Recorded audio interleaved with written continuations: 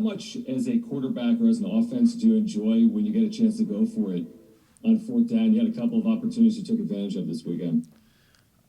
It feels good because it says that the head coach has confidence in your offense of picking up the first down. So when coach shows the confidence in us, we know we have to go out there and do our jobs. What kind of relationship have you established, I guess, both on field and off field with Jesse Matthews? Because it just seems like you're both comfortable with each other, and that's paid off on field. Yeah, I mean, Jesse and we've been putting work in all year. All of the receivers have. And that goes all the way back to winter, spring, summer, going out on the weekends, after lifts, going out and throwing. And, it turned out Jesse was making plays this weekend. And, we all were as an offense. And, it just happened to click, and it was really good. Is this what you envisioned when you came back home to San Diego? I mean, the chance to be a starting quarterback for one of the nation's best teams, a chance to get to a conference title game, shoot, maybe even a chance to get to a New Year's Six bowl game. Could you have envisioned anything better than this? No, not really. I mean, I was just talking about this the other day, like coming home and competing for a championship for your hometown. I mean, it doesn't get better than that. And then last one for me, what's it going to take against Boise State? We just talked with Caden about how good they've been recently. They're playing good football on both sides of the ball. What are your expectations for Friday, and where do you and your teammates need to be really good on offense? Yeah, they're definitely playing some really good football right now. So as an offense, we just all have to play together, and we have to do our jobs every play. And we know defense is going to show up, special teams with Matt. So we just got to do our job and put points on the board. All right, thank you. Good luck. Thank you. Thank you, John. We'll go to Brandon. Greetings, LJ. How you doing today? I'm good. How are you? I'm hanging in there, sir. Hanging in there. You get to compete and watch two guys that were also Silver Pigskin finalists, like yourself, or played at a high level. Zeke Noah, J.L. Skinner. What do you think of those two guys? Have you spent time hanging out with them, being part of their lives at all? Well, it's definitely awesome seeing kids from San Diego go out and make a name for themselves, and so I'm just looking forward to getting on the field and competing against them. Have you ever spent any time with them at all? Have you ever gone to a workout with them, seen them around town? I have not personally. Mm-hmm. Gotcha.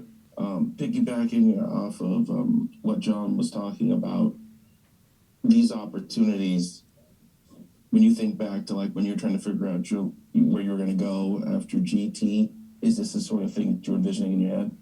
Yes, of course. I mean, it was a stressful moment, but when San Diego State gave me an opportunity to come home, I couldn't ask for anything more to come home, and now we're competing for a championship, and I couldn't think of anything better. Excellent. Thank you very much. Yeah. Thanks, Brandon. We'll go to Bryce. Hi, Lucas. In a season where you guys control your own destiny in terms of the possibility of winning the most games in program history, not just a piece to history, but having so much success this season, the rankings, all of it, totally out of your control, but you're playing on a Friday at 9 a.m., 115 miles away from campus, all those sort of things. You'll have the CBS exposure, but is there a part of you that wished, you could have a better game day experience for this game in particular in Carson? Because it's hard to get fans all the way up there. Yeah, well, I mean, us as a team, I mean, we really don't care where we play. As long as we play together, we're all going to go up there. And as long as we stay together, I think everything will be cool. I mean, the Aztec fans have been doing a good job of traveling up there. So, we just take everything one day at a time. And so we'll be ready to play wherever we need to go. Do you think about, just because, as your career is getting closer to the end here, that there's this great new stadium waiting one season away, and just how much did you wish you had a chance to be a part of that in a game like this? I mean, yeah, it's going to be a beautiful stadium next year. We're not trying to look too much forward. We're just kind of worried about this week going 1-0, and yeah. Okay, thank you. Thanks, Bryce. We'll go to Troy. Hi, Lucas. You talked about going 1-0 this week. Caden kind of used the same language, but this 1-0 is the biggest 1-0 of all of your 1-0s that you're trying to do. I'm just wondering, going into a championship game with basically everything right there in front of you, how exciting is it to have this opportunity? It's extremely exciting. I mean, every week we treat everyone to know the same. We have to go out and practice, and we have to prepare like every week is a championship.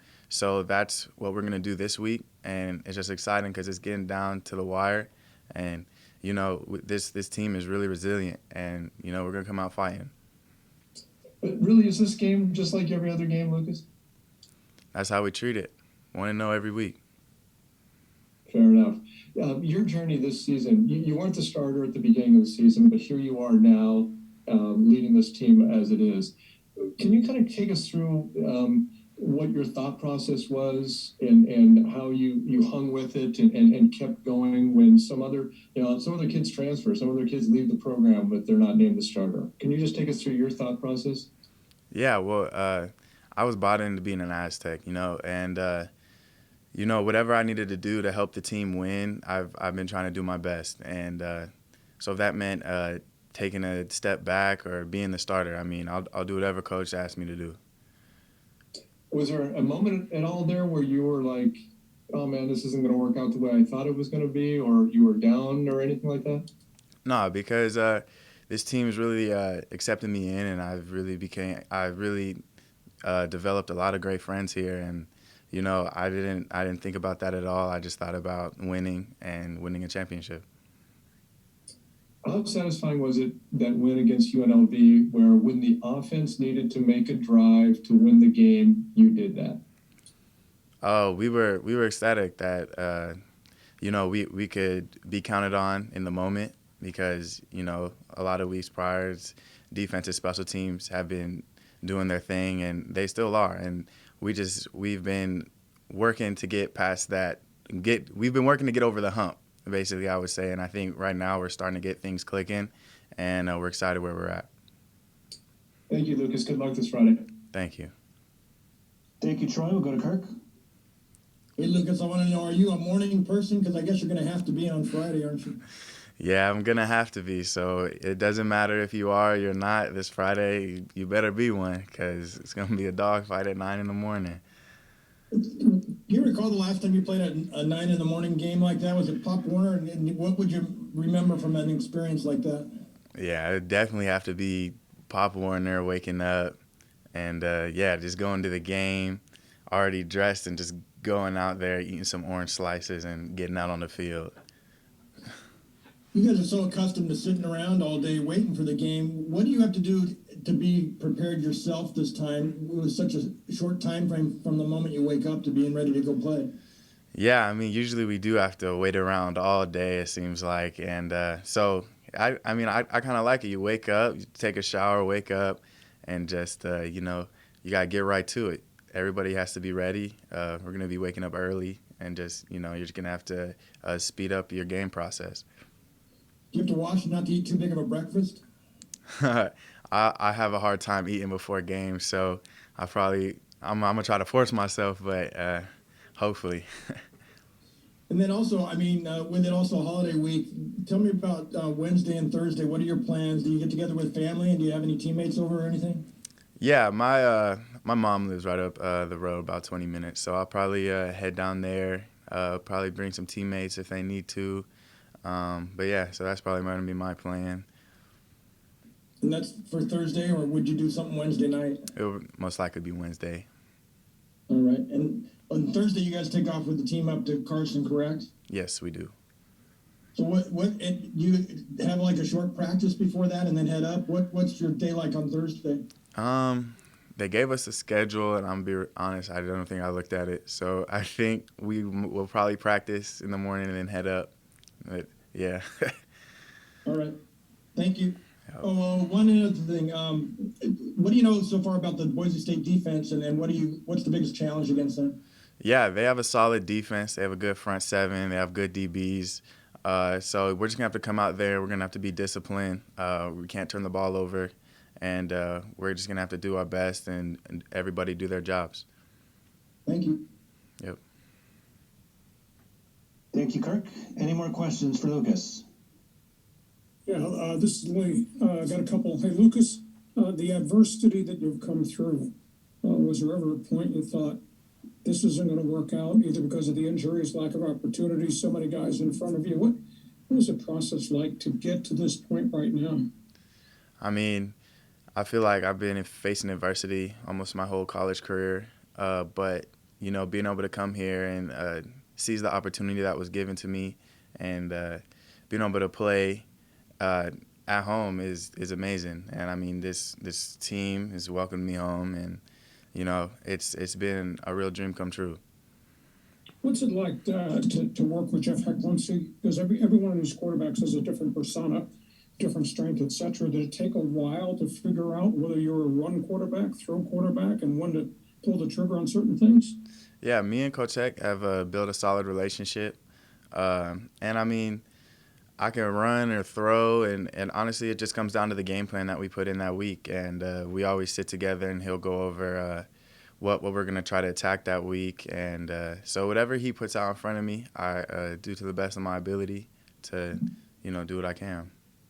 Brady said last week that the one thing that he felt was important for you was make the right decision. Mm-hmm. And do you feel very confident now that you're doing what you're doing at 110 miles an hour, and there's no doubt in your mind as to whether you're going to run it or throw it?